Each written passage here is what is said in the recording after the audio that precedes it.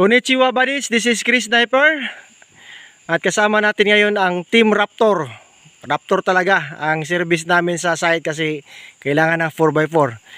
Black Phantom, ano masabi mo? Shout out Team Red Ido, Team Tunggang, Bansay!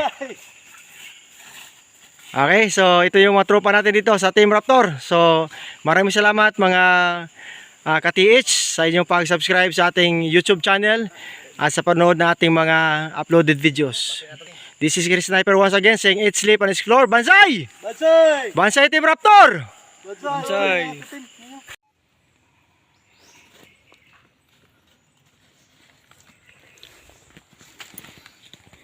Magandang araw buddies, this is Chris Sniper, ang inyong kaibigan na explorer sa Pilipinas. At maraming salamat sa mga subscribers natin at viewers sa Chris Sniper YouTube channel natin.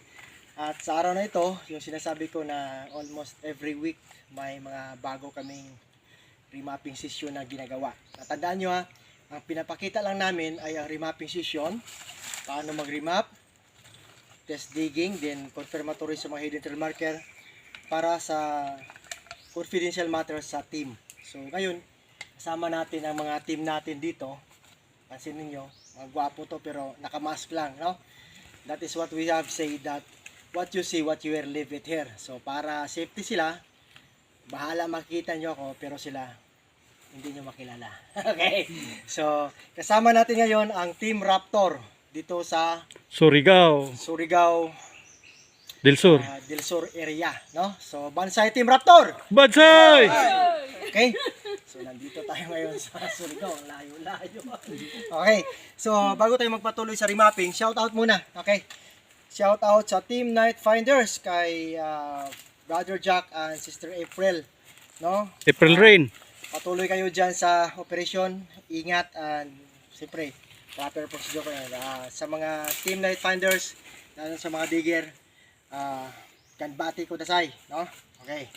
So, shout out sa pinuntahan ni Otol Kimso Takida sa Cebu City, no? Doon sa Mactan, no? Mactan City, Lapu-Lapu City.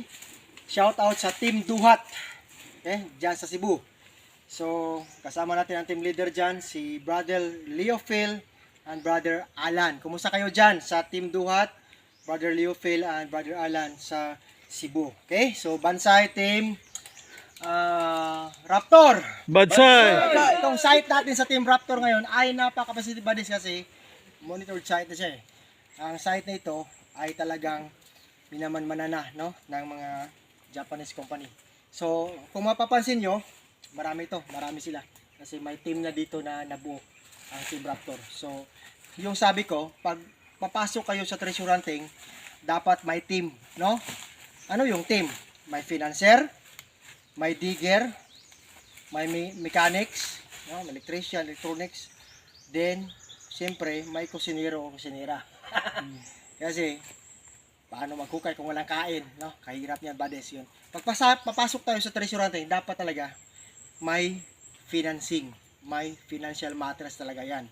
Kasi hindi tayo makahukay pag walang pambili ng pala, bara, maso, silsil, submersible pump, kung walang kuryente, generator set, then pulley system, and everything na needed sa operasyon. Kaya yun ang inuulit-ulit ko palagi, dapat proper and safety procedure. Hindi tayo maghukay kung hindi kumpleto ng gamit. Okay? So, shout out sa Team Red Ido. Bro Phil. Team Tunggang. Salamat. Brother Phil, no? Team Red Ido. Okay. Thank you, Team Raptor. Bansay! Bansay! Okay. Salamat. So, ngayon, ito. Si Black Phantom, mga videographer natin ngayon, no? At saka kasama natin yung Team Blasting. So, ito yung benchmarker natin. Okay. Kung papasin ninyo buddies yan. Malaking bato to. Hindi na move, naka-fix, then matagal na kasing lupa binili eh. Dito na tayo dito. So kung titingnan na siya natin, turtle back with turtle head na pointed. Alam niyo yung snake turtle? Yung turtle ng ulo niya ay parang bitin. Ahas. Manog bala? Tingnan yung ulo niya. Hindi siya yung turtle na ordinarya. Itong tinatawag na snake turtle. Manog bala na turtle. Te kung tanawon nyo, ang ulo niya oh. Kalinis bala ha. Yan. Iba yung turtle, gagano na. Oo. Ito ang tawag nito, snake turtle. Okay, bakit may snake turtle? Kasi may creek. So, diyan sa lower side, yan sa sloping portion, may old tree tayo dyan. Yan ang old tree natin. Din doon ang creek. So, ibig sabihin, ang turtle na ito, alam naman natin ang turtle. Ito yung animal sa tinatawag natin heavenly steam creatures na pwede mabuhay sa tubig, din pwede mabuhay sa lupa. Diba, turtle? Ay, anong mga mabubuhay sa tubig sa lupa? Snake, turtle, crocodile, at iba pa. Frog. Yun lang. Frog. Super si frog. Okay. So, napakalaki. Kung titingin nyo bodies yan, we can consider this as a stone map. Ano? Mayroon na siyang Agaro code. Ito. / with that. So, may load sa taas. Okay? At kung pasa na naman natin yan, okay, ito yung letter T na to, downward, upward, at up. Yan. Naka S side siya, 90. Yan.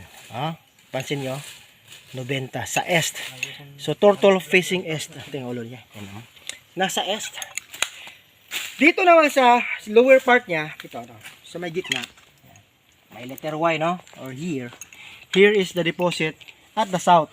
Yan. Norte dito tayo. Baka si Moot is south. Yan.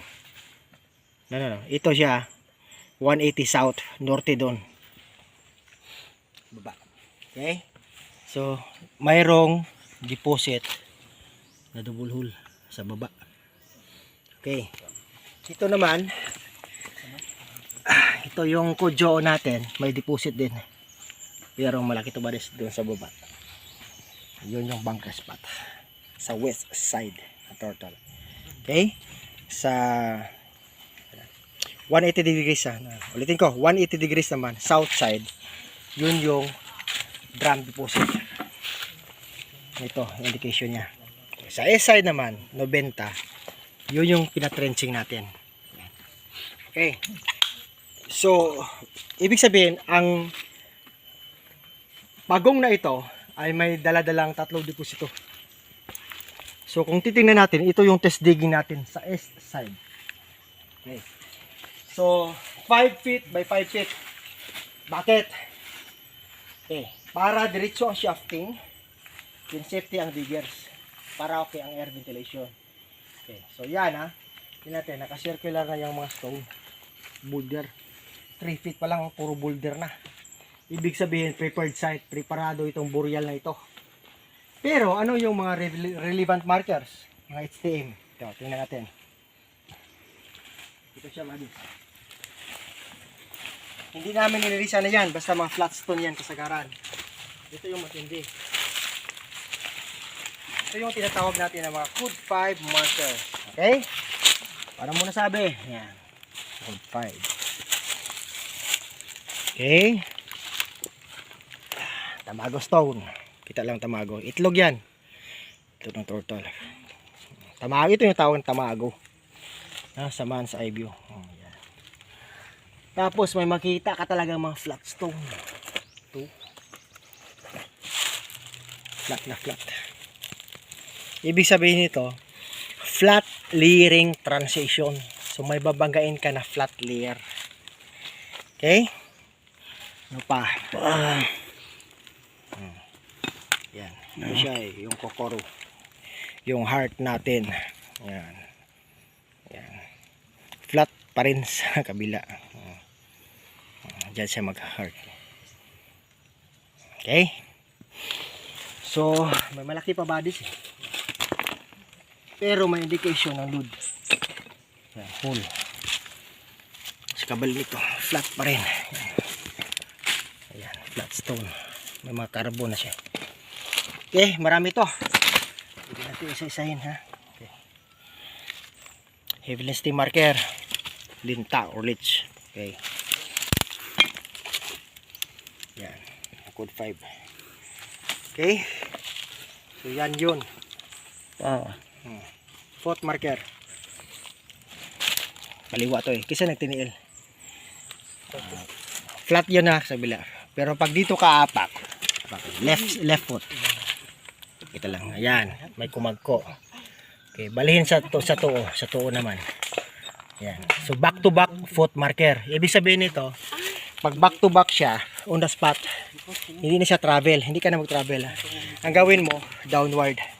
Kasi flat siya dito, flat din dito. Yan ang kahulugan ng foot marker bodies. Kumagko yan eh. Okay. So may mga ulo pa. Oh, yan, ulo ng bird. Duck. Oh, may hole. Indication ng item. Ang ulo naman ng ibon, ang meaning nito, warning, caution, warning ng poison traps. Okay. Yan. Sa kabila. Flat pa rin. Pero dito may mata siya. Okay. So yan ah. Saka marami pa, no? Ayan. Broken stone. Hard na kuan. Oh. Broken. Yung malaki. Yun yung mga tinatawag natin na hidden trail marker o HTM. Abstract na mga. Yeah. So dito tayo. Actually marami pang hindi nalilinis eh.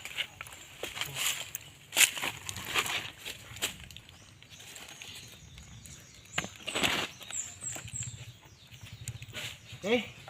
So coordinate marker. Kasi kailangan natin, hindi tayo mag-base ng base marker lang. May coordinate eh. Ito yung passageway niya. Daanan. Dalawang bato. Nakabits to, matibay to. Yan. Na may sukat doon na 5 Gs 15. Okay. Dito naman, sa Gs, tatama ka ng foot marker na cut. May load siya. May dala pang load eh. Ito yung load na malaki, ito yung maliit dito. Kinakat yan, wall type. Ibig sabihin ng wall type, boundary. So galing dito, isa, dalawang hakbang lang. Dead end na. No? Kanto na siya. Ito makita natin. So ngayon, ito yung testing natin. Mababaw pa lang. 3 feet pa lang to. Tinitrace natin sa gitna, ano na, malambot. Doon sa gilid, pinaligiran ng mga bato. Ang tawag natin dyan, file stone. O mga bato na pina-file talaga na barrier. So yon. Pag ma-discourage ka dyan, huwag ka na mag-treasure hunting. Kasi normal talaga sa treasure hunting na matamaan mong exact dig site na maraming barrier.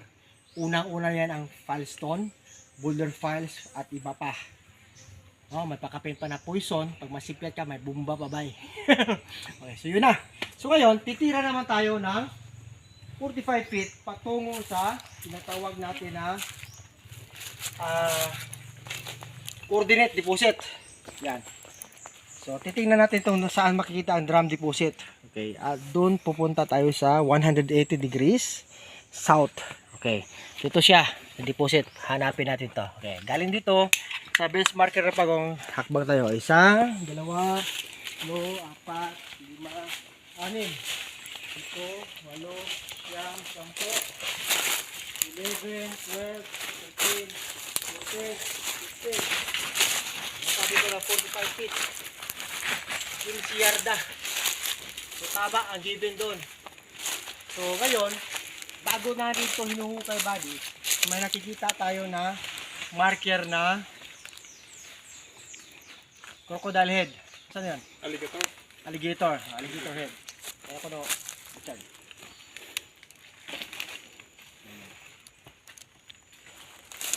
Ulo siya, no?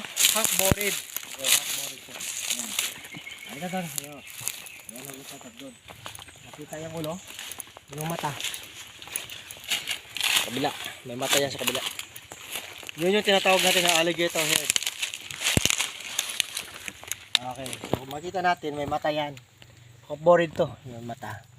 Ito siya naka-metal element na. So, ito yung nakita natin sa south, sa 45 feet. Half-bored. So, that means impromptu. Direct dig site. See with hole. Okay. Ang mata niya, patungo na yan sa ilalim. Pag hukay natin, pag trenching, ito na ang nangyari.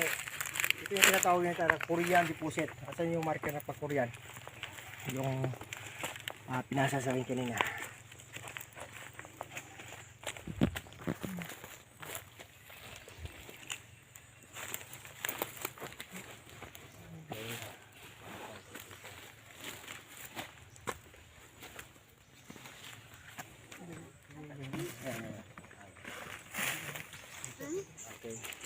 Korean deposit marker. Yan, isa pa yun. Wala. Yan. Yan. Ito. Okay. Yan na. One deposit. Na. Ito. Ito yung Korean deposit. Yan. Alis. Ha? Yan. Klaro lang. Baliktad. Karin. Yan siya. Yan o. 0-0 yan. 1, 2, 3, go. Yan ang Korean deposit. Ha? Huwag kayo mag-isip ng masama. Ganyan talaga yan. Mga Koreano. Sinabi ko na magkatabi yan. Okay. So ngayon, para confirmation na may deposito dito sa baba, kailangan may kokoro marker. So yan. Itong kokoro marker natin, buddies, makikita to sa top view, side view. Then, may boundary marker ito. Ito siya. Dito directional na metal yan. May kanto na to. Dito lang item. Pag tira natin ng alligator head, 1 foot pala half barrel, ito nang makita natin sa lalim. Ang kokoro or heart. Na, ang dito na sa kabila ay turtle pa rin. Yan. Turtle head. Yan so. Ilang nalinisan eh. Ulo ng pagong. Ito yung katawan niya. So same sa malaking pagong. Dito may maliit na pagong. Yan. Tapos itong kokoro nakalak dito. So ibig sabihin, hindi ito natama ng bara, talagang broken stone to, kinakating para mapurmang heart. Saan ang deposito? Yan o. Dito. Yan. Hole talaga yan. Okay, klaruhin natin. Yan, bangag talaga yan. Hole, bangag, butas. Yan. One deposit underneath. Yan ang pag may heart, HTM. Tapos may hole, confirmation yan. One item underneath. Klaro lang. Okay? So yun, hopefully na gets nyo ha. Kasi pinapakita namin ang dalawang deposito. Pangatlong deposito, nakalay naman doon. Naka-triangulation kasi ito eh. Sa pangatlong deposito, hindi natin galawin kasi bunker. Huwag tayong titira ng bunker kung wala tayong multi-million pesos na financing. Ha? Mahirap yan, buddies. Sa totoo lang, no? Ito, trupa ni, ni Toki. Toki Dai, namatay na yung Toki. 3 million. Alam nyo, 3 million eh. Ano pa lang ha? Nasa naka na half pa lang sila. Pag ang budget niya 6 million. Aabutin pa kayo, Tim. Imagine, kung wala kayo milyon-milyon, huwag ka ng mga bisyo ng bunker, ha? Sa test day, dapat may limit tayo. Kaya sinasabi ko palagi, pag ma-remap natin ang area, ayan, na-pinpoint na natin ang mga dig site ng Treasure Boreal, layout ng mga Hapon or mga Koreano, pipilian natin yan. Hindi ka na matatawag yan na Hokkaido. Hukay dito, hukay doon, or sungkaan. Kasi, na-remap na isi. Kada hukay mo yan, ay tama yan. May load. So, ibig sabihin niya, hindi ka na nagsungka na, pwede dito, mawala. Mali yan. Masasayang ang pera mo, oras at pagod. Yung paghukay mo, na scientific engineering method, may marker. Na ibig sabihin, backfill.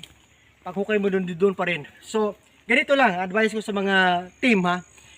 Pwede kayong maghukay ng kaya nyo. Pwede, anong kaya nyo? Pwede 5 yards or 15 feet. Pwede 10 yards or 30 feet. Sa mga small deposit lang yan. Pero pag kaya nyo mga medyo, laruin nyo ng 45 feet or 15 yards. Okay. Pero pag lalaro kayo ng mga big load, ando na. Ibang usapan na yan, no? Mga 30 yards. So down ka na ng mga 30 feet, 90 feet, 100 feet. Yon, bunker nga sa bukid nun 175 feet, no? Ayon sa mga intel natin, okay? Then sa Davao 225 feet, sa Luzon may 300 feet, may 350 feet. So yan. Pag-isipan natin. So ang strategy natin is hukay tayo sa makakaya lang. Kasi pag wala ka ng pera, yon, ma-depress ka. Dapat pag mag-treasure tayo, happy tayo. Kasi alam natin na may target tayo. Pag nagsalig naman tayo sa scanner na hindi natin alam kung talagang tama ba yung scanning o hindi, huwag ka na umasa dyan, no?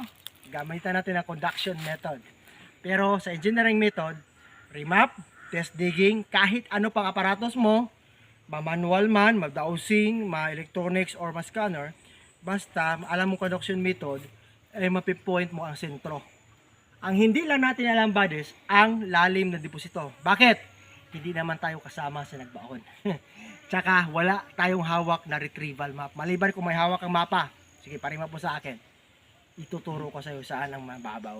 Okay, sa ganitong setup, remapping lang kasi may history ng Japanese encampment. So, ang nangyari, yan, sa Pultanan markers, Kokoro, doon, mga backfield slab, yung makikita natin. So, ganyan ang sistema, buddies. So, hopefully, naintindihan nyo na ang treasure hunting ay hindi basta-basta.